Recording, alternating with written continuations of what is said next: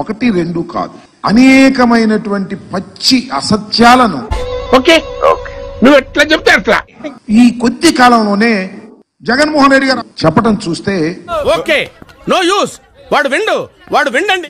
చాలా మంది కొత్త వాళ్ళకి ఆశ్చర్యం వేస్తుంది.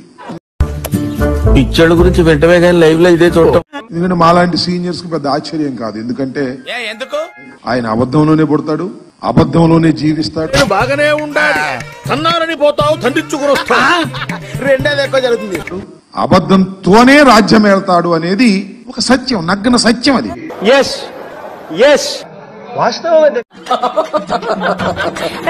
ఒక విధంగా చెప్పాలంటే అది గిన్నీస్ బుక్ రికార్డు కూడా ఎక్కదగినటువంటి అంశం అనేది. అప్పుడప్పుడు మన నోట్లోంచి అద్భుతాలు ఆణిముత్యాలు జారి పడుతుంటాయి, వాటిని రాసుకోవాలి. నేను ఈ సందర్భంగా చెప్పదలుచు అన్ని మనం కాదనలేం కానీ చంద్రబాబు నాయుడు గారు 4,000 ఇస్తానన్నాడు, అది మాత్రం ఇచ్చాడు. కరెక్టే కదమ్మా. ఒక నెల, నెక్స్ట్ మంత్, ఆ తర్వాత ఏం జరిగిద్దో మనం చెప్పలేము. మీ బతుకులు చెడా బతుకులా ఇస్తాడు. కొంత దూరం పోయిన తర్వాత అనర్హులు చాలా మంది ఉన్నారు. జగన్మోహన్ రెడ్డి గారు అనర్హులకే ఇచ్చేశాడు. కాబట్టి ఇవన్నీ వినడానికి బాగుంటాయి కానీ ప్రాక్టికల్ గా వర్కౌట్ అవ్వవు. నెల రోజుల్లోపే 2 సార్లు ఢిల్లీ వెళ్ళి ఈ రోజు బడ్జెట్ లో సుమారుగా 15,000 కోట్ల రూపాయలు ఈ రోజు రాష్ట్రానికి.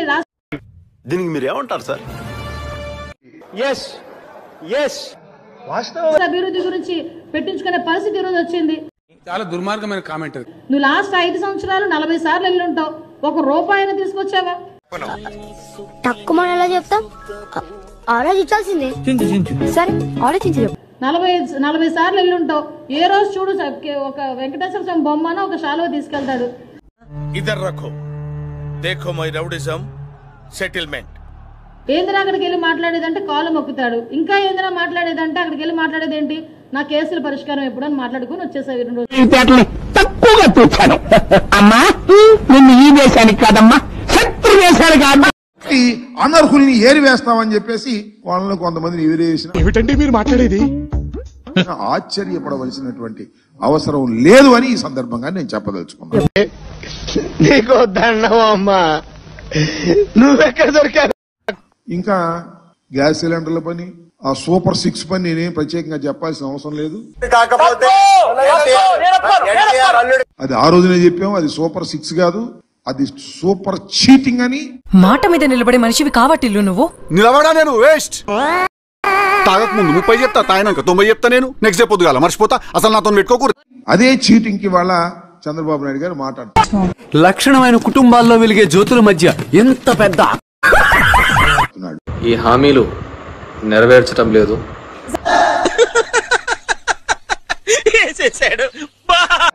ముఖ్యంగా అమ్మఒడిని కావచ్చు, ఇలాంటివి తీసేసి అవన్నీ తీసేస్తున్నాడు అని చెప్పి.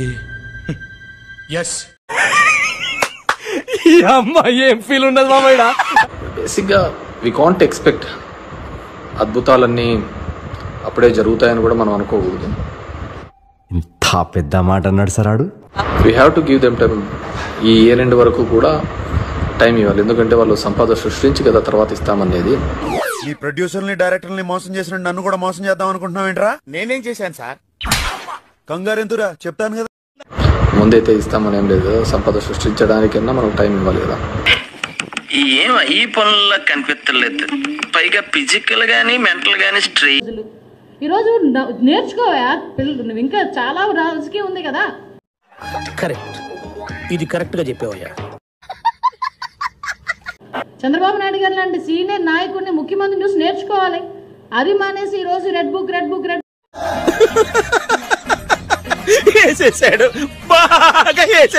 ఢిల్లీలో వీధుల్లో కూర్చొని నువ్వు ఎంత గోల పెట్టినా ఒక్కటి మాత్రం జగన్మోహన్ రెడ్డి పులివెందుల ఎమ్మెల్యే గారు నేనే చెప్తాను. నీకెలా తెలుసు? ఏమో నాకు అన్నలు తెలిసిపోతే అంతే.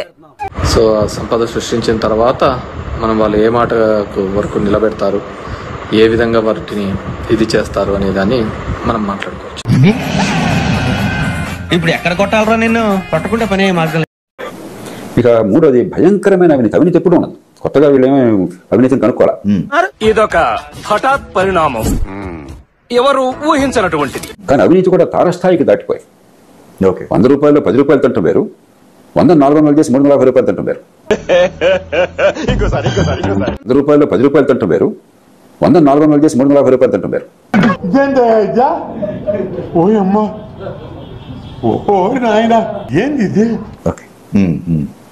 ఆ రకమైన అవినీతి. ఎన్నో రకాల ప్రొక్యూర్మెంట్స్ లో 100 రూపాయలు తప్పిన దానికి 400 రూపాయలు 500 రూపాయలు ఆధారాలు ఉన్నాయి. నేను ఊరికే చెప్పట్లా. ఎన్ని ఎన్ని ఎన్ని ఎన్ని ఎన్ని ఎన్ని దారుణాలు సార్.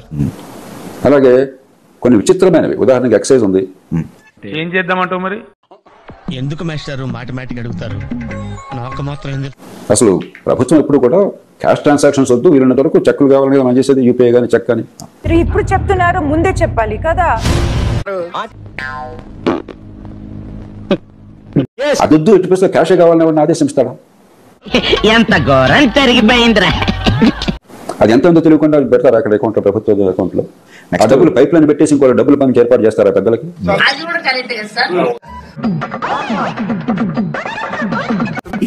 ఏం మనిషి అయ్యా కదా. ఎన్ని రకాలుగా చంద్రబాబు నాయుడు గారిని, పవన్ కళ్యాణ్ గారిని, లోకేష్ గారిని ఎండగట్టేయాలి నువ్వు అనుకున్నా. మీరేంటో మీ విధానాలు ఏంటో ఇప్పటికి నాకు అర్థం అవరో బాబు. మా వీడియో మీకు నచ్చినట్టయితే లైక్ చేయండి, షేర్ చేయండి, సబ్స్క్రైబ్ చేయండి. సబ్స్క్రైబ్ కాదు, సబ్స్క్రైబ్ అదే ఏదో చేయండి.